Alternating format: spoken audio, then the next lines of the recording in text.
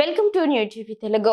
OG చిత్ర దర్శకుడు సుజిత్, నిర్మాత డివివి దానయ్య మధ్య విభేదాలు తలెత్తాయంటూ గత కొంతకాలంగా ఇండస్ట్రీ వర్గాల్లో జరుగుతున్న ప్రచారానికి సుజిత్ తన సోషల్ మీడియా పోస్ట్ తో ఫుల్ స్టాప్ పెట్టే ప్రయత్నం చేశారు. తమ మధ్య ఎలాంటి పొరపాట్లు లేవని చెబుతూ నిర్మాత దానయ్యకు ప్రత్యేకంగా కృతజ్ఞతలు తెలిపారు. ఈ పోస్ట్ ఇప్పుడు సోషల్ మీడియాలో వైరల్ గా మారింది.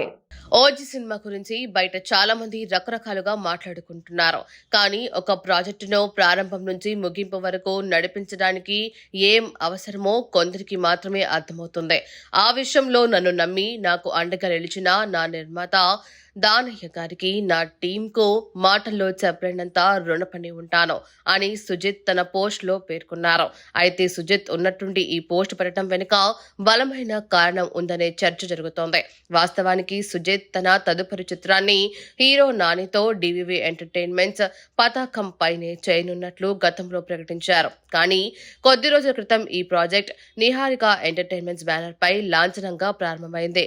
ఈ అనూహ్య మార్పుతోనే సుజిత్ కు దానయ్యకు మధ్య దూరం పెరిగిందని, అందుకే నిర్మాణ సంస్థ మారిందనే పుకార్లు షికారు చేశాయి.